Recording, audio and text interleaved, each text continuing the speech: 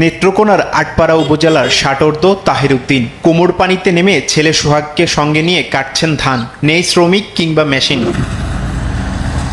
এবছর 15 কাঠা জমিতে বোরোর আবাদ করেছিলেন তাহের, কিন্তু ধান কাটার শ্রমিক পাচ্ছেন না তিনি। এর মধ্যে আবার বৃষ্টির পানিতে ডুবে গেছে ফসল। খাল খনন না থাকার কারণে পানি নামারও কোনো পথ নেই। একই অবস্থা বারহাট্টা, কমলকান্দা, মদন মোহনগঞ্জ ও খালিয়াজুরির বেশিরভাগ হাওরের কৃষকদের। তেলের সংকটে মিলছে না মেশিনও, আর পেলেও জলাবদ্ধতায় কাজ করাই দায়।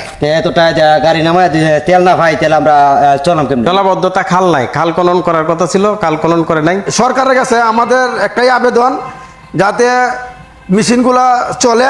ডিজেলের যে আমাদের ফুয়েল একটা মেন বিষয়, সেটা যদি আমরা সমাধান থাকে তাহলে কোনো সমস্যা হবে না।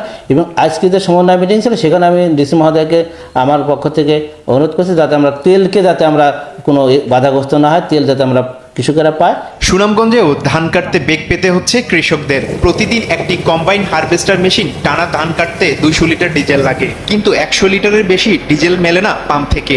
বাকি ডিজেল খুচরা বাজার থেকে বেশি দামে কিনে মেশিন চালাতে হয়। এতে খরচ বাড়ছে হারভেস্টার মেশিনের। বিঘা প্রতি 1900 টাকা করে ভাড়া গুনতে হচ্ছে কৃষকদের। অন্যদিকে হাতে ধান কাটার শ্রমিকও পাওয়া যাচ্ছে না।